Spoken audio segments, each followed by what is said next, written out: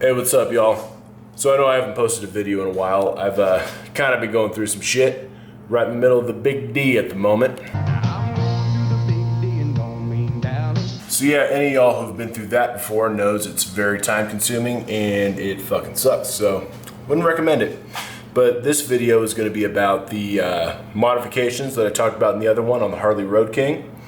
When I made that video, it was in November, middle of winter here in Oregon. So I didn't get to do a whole lot of riding right away. The last couple months, it's been great weather. I've done a bunch of them. A few overnight rides, especially, no one's here worrying about me, so I can go wherever the hell I want. So that part's kind of cool. I did like a 3-day trip up the Oregon coast. I rode out to Reno. That was fun. Like, it was like a 7-hour ride there. The last hour, I got hit with a giant windstorm, tried to blow my helmet off, took my sunglasses off. Got to Reno, lost a bunch of money, rode back, took a wrong turn, added another 2 hours to my trip, got hit with a snowstorm on the way back. It was a good time. But yeah, so I'm gonna talk about all the parts that on the Road King there that I talked about in the other video. Most of them were great. I haven't had an issue with them. There's one part I want y'all to stay the fuck away from because it could have screwed me over hard. And I'm going to talk about some other stuff that I bought that just didn't really work out. So the first thing I'm talking about is the 14-inch Apes. Still love them. Still the best thing I've done to this bike. When I showed the other video, I was talking about how I wanted to sweep them back kind of towards me. And I did that, and I hated it and swapped it back real quick because what I was thinking was, okay, I'd be sitting here, then having back issues riding, I'd be able to lean back and then have them right here. But the problem was, like where my knee's sitting, this is where they are now, this is where they are when I swept them back. So it was kind of like in a cannonball position, and that was miserable. I hated it. So I put them right back to where they were, and you know what? Where they're at now, I still love them. I almost wish I would have gone for maybe an 18-inch, a little bit taller. I'm not going to mess with them now, but that's what I want. By the way, told you I was going through a divorce right in the middle of packing all my crap out of this garage, so don't judge me for how bad the garage looks. Anyway, one other thing I found out, when I tilted them back, I adjusted, the button consoles on each of them, and it's just this little screw up here. You loosen the screw and you can twist it whichever way you want. But I did find out that if you tighten it too much, it kind of acts as a throttle lock. So when I went to, roll on the throttle, it would stick wherever I left it, unless I physically put it back to where it was. Which, to be honest with you, was kind of handy, but I put it back to, the way it's supposed to be, and I ended up actually buying a throttle lock when I was in Reno, but I'll talk about that in a minute. So yeah, make sure if you do decide to adjust these, you don't tighten this too much or your throttle's gonna stick. I'm assuming that's only for if it's a cable throttle. Next part I'm going to talk about is the seat. Harley Tallboy seat. Still love it. I thought, so I did when I did the ride up the Oregon coast, I had like a tent and a sleeping bag like wrapped up here, and I used ratchet straps, and I thought I cut the seat because I had the ratchet straps were kind of on the bottom of it, and there was like 2 marks right here, but it's still fine. Yeah, Harley Tallboy seat, still love it. I am still planning on getting a backrest for it. I actually bought one, and I didn't realize, I bought it off RevZilla. I didn't realize at the time when I bought it that it was for a specific seat that is not this one. So when I went to put it on, it didn't fit. The part that's supposed to go through here and clamp into the thing at the bottom was too short. Didn't fit on the seat, so that kind of sucked. I had to send it back. When I've done the long rides, what I've ended up doing is just putting my backpack on the pillion here, then strapping it down to the crash bar here, the back part there, and just keeping it good and strapped, and leaning against the backpack, and it works great. One thing I will say, if you're planning on doing that, one of the rides, it was a shorter one. I had my tennis shoes in my backpack, and I had them on this part. I didn't even think about it. And then I realized leaning against your tennis shoes while you're riding is extremely uncomfortable. But I was like, screw it, I'm almost home, I'm just gonna tough it out.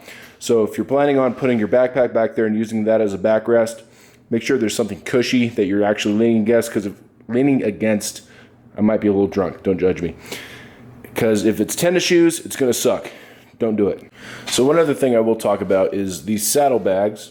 I said in the other one I was planning on replacing them because they were a little damaged, and it actually seems like it's gotten worse.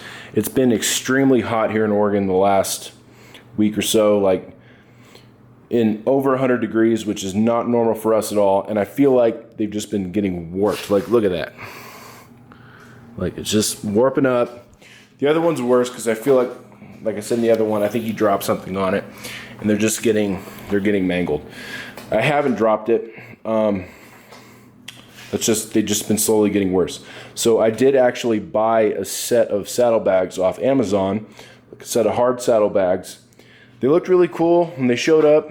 They felt really cheapy, but they still looked good. So I was like, all right, whatever, I'm gonna throw them on. One of them, when I was messing with it, when I pulled it out of the box, one of the saddlebags, the lock was broken and it wouldn't open. So I ended up with a set of saddlebags with one of them that I couldn't open. So I ended up having to send those back. So what I've learned from that is I'm only really going to buy Harley parts for this thing from now on, because the other ones, they're a lot cheaper, but man, they're just, the build quality is just crap. It sucks. So yeah, that's where I'm at with the saddlebags. So one thing I did buy was on that long trip to Reno, and I don't know about y'all, but when I've been riding for a while and you can't take your hand off the throttle, my hand gets really numb, and I really wish I could. So on the way, when I was getting ready to leave, I stopped at the Harley dealership in Reno, and I bought this, just a little like throttle lock, which you can tell kind of blends in. There's a little rubber band right here. This goes over the top of the rubber band, cinches in like that. Then while you're riding, you can push this down onto the brake lever, and it holds your throttle wherever it's at, which is really nice when you want to give your hand a break. But I took it off when I got back because, you know, I got giant fucking paws here and they take up the whole thing. So when I had to give room for that throttle lock, I was only grabbing on, like my pinky is hanging off the edge of the throttle here, and that's how I rode the whole way back. And that was actually really uncomfortable. For a long ride, having that was super handy. But I think what I'm going to do, I'm going to have to replace these grips anyway because I hate them. But I'm going to get the grips that have that throttle lock where there's like a button here and here that just locks the throttle where it is. Because I feel like that'll be a lot better. Because being able to only ride like this with your pinky and almost my, ring finger hanging off the edge, that wasn't comfortable at all. So this is the part I really want you to pay attention to. When I showed you the other video, I showed you the extended shifter and brake lever. So this is actually the stock shifter. The extended one, it was a 3-inch extended brake lever or shifter, and it went out to about here. But I didn't realize when I put it on, the entire thing was made out of aluminum. Like, not just this part. It looked really nice. It was super comfortable when I had it on, which really pisses me off because I loved it when it was on. It was perfect. But I didn't realize that not only was this whole part aluminum, but so was the teeth on the inside here that's supposed to grab onto the little shifter knob. That was aluminum. And when I was coming home one day, I went to shift down and the whole thing just went like that. Just completely gave way, and I was like, oh crap. It's probably my fault, whatever. I didn't put any Loctite on that bolt. I figured, okay, it just came loose, so I'll just have to tighten it back up. So I went and got some Loctite and went and put it back on, and the whole thing was still just completely moving freely. And that's when I looked at the inside of it, and all these teeth that are supposed to grab onto this little knob here were completely stripped away. The whole thing was completely stripped out. So I realized the teeth too were actually made of aluminum, and it just completely stripped it out. And I wish I had it with me so I could show you. Actually, it's at my dad's house. He's using it as a fish whacker right now. So I ended up having to put the stock shifter back on, which honestly, I hate the stock shifter. It's just too short.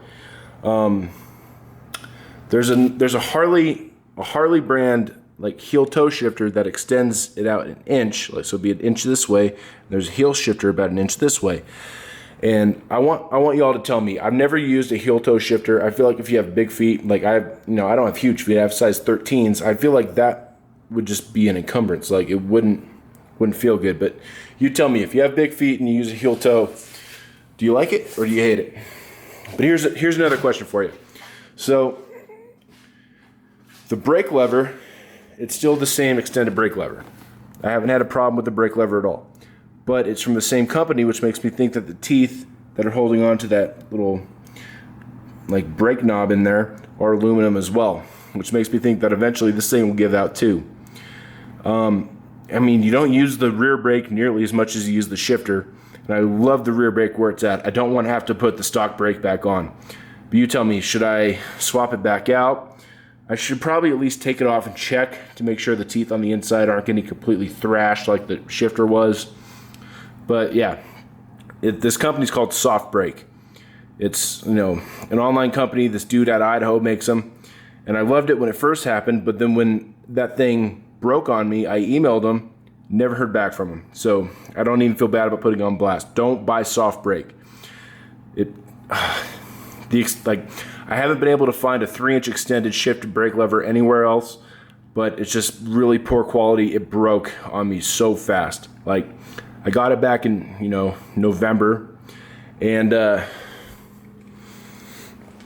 mean, I couldn't ride it for a lot of months. I didn't ride it that much.